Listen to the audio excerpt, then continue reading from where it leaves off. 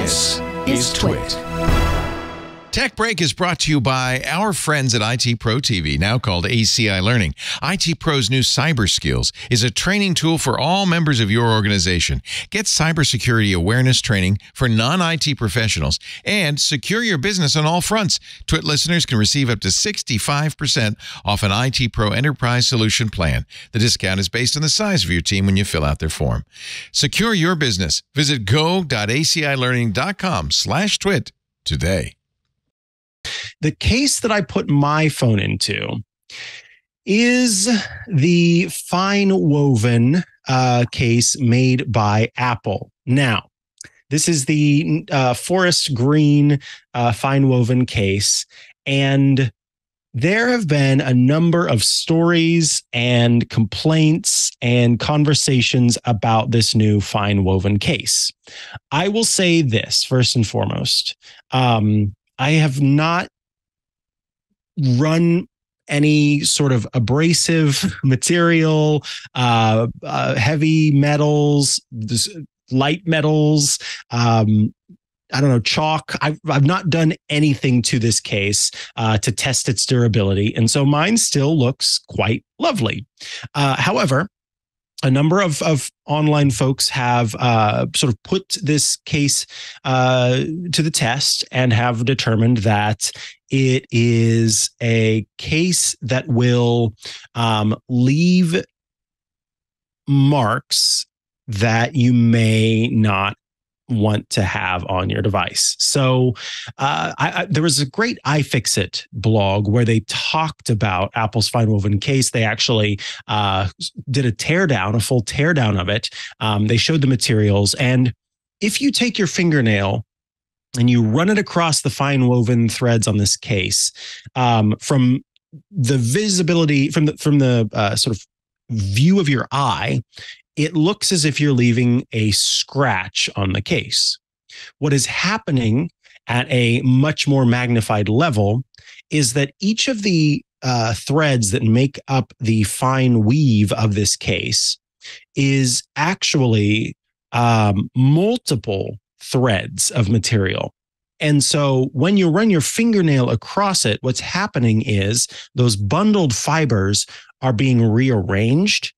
And so what happens whenever you rearrange them is that the light is going to reflect differently off of them, which is going to result in what looks like a scratch. So you can see if you're watching, otherwise click on the blog. iFixit ran a key across it. They ran their fingernail across it. And in both cases, it was not damaging the FineWoven material, but instead was simply pushing each of those threads kind of into a different spot. And that was causing a change in the way that the light reflected, which left a marred surface. They also took a knife to it to actually cut the threads. They put barbecue sauce, but hot sauce on their fingers and grabbed the case. They poured coffee on it. They poured oils. They did a bunch of different tests, and it leaves, messes in some cases.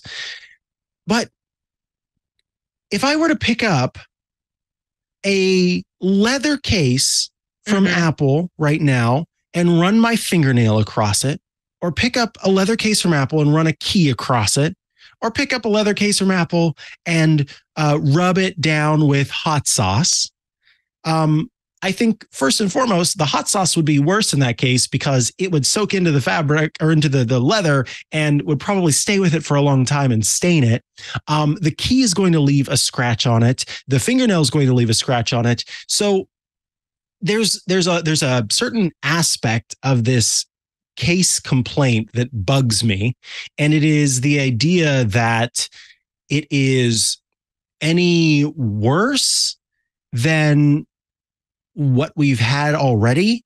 Or maybe it's the idea that it's almost as if they've put forth this impression that Apple has said this is a superior case option, and it's invulnerable, and so you should definitely get it because it's going to withhold and withstand even Superman's laser eyes. And they've never said that. So this idea that if you scratch it, it leaves a mark, and that is something that means that you shouldn't get this case. That's what's bothering me, I guess. I understand the idea that you may not want a case that leaves marks. Fine. So now you know that the case does that. But the idea that it's like the worst thing that Apple's ever made or something, that I don't agree with, because leather also has scratches and marks, right? Like, am I being unreasonable here? And like silicone after a while gets dirty and bubbly in some cases. They all have issues. Yeah, I don't know. What do you think? I mean, the thing that has struck me is there have been quite a few people who have touched like a FineWoven case, and like just when you touch something and it just immediately gives you kind of like the heebie-jeebies. That's what I've got several friends who have had that, unfortunately. So like they've touched it and immediately gone, nope, don't like that. That's how I am with cotton balls. I cannot touch cotton balls. Exactly. So, oh wow, I never thought about that. That's a reasonable. That's absolutely reasonable. Yeah. And it's one of those things, right? If you pet like a cat or a dog and you try to like stroke their fur in the wrong direction, it looks all weird, right? And this is basically what is happening when you like scratch the FineWoven case with like a fingernail or something. Like you can groom it back into place to an extent. But yeah, any case like this, the whole point of the case, right, is if there's a scratch on the case, that scratch isn't on your phone. And even if you wouldn't see the scratch on your phone and you do see it on the case, then it's still preventing damage to the phone, even if it's not visible to the naked eye. It could be visible under a microscope, or just be, providing, just actually damaging your device, even if you can't see it. All these things, like the more you stretch a spring over time, the less likely it will be able to return to its normal compressed form, because eventually these things will stretch out. So yeah, I think, it seems fine. I was not at all intrigued by this FineWoven case. I've never had an Apple leather case before, to my memory. I have had a few of their MagSafe wallets and stuff, but I have swapped a whole bunch of things to vegan leather and stuff a while ago, and I prefer that effect. It's more similar to real leather, but it's designed to be hard wearing and so on. Though I understand why Apple didn't go with that, because it's a plastic which probably other people would argue would be less eco-friendly than something that's not leather. I'd argue that anything that's not leather is probably more the most eco-friendly option. But as it is, I feel like a lot of people are just annoyed that it's at the same price point that the leather cases were, and they feel like it maybe shouldn't be. It's not as premium. That's a reasonable argument as well. It is not, it doesn't feel or look or act as premium as the leather cases. And so to charge that much for it, I mean, of course, we don't know the whole process of creating this. When iFixit did the teardown, what they ended up doing was looking at some of the jackets of their colleagues in the office, zoomed super far in as well to find any material that was similar to what Apple was using in FineWoven. And the two jackets that were most similar were a Patagonia jacket, which, if anyone's ever shopped at Patagonia, knows that those jackets cost a lot of money. And then something called Arc'teryx, which I have never heard of, but apparently they make outdoor clothing as well. And they are, let's see, I'm just going to look at an Arc'teryx. I believe they have a store in San Francisco, because I remember finding that out at the airport on my way back from visiting you earlier this year, Mikah, and going, darn it, I missed out.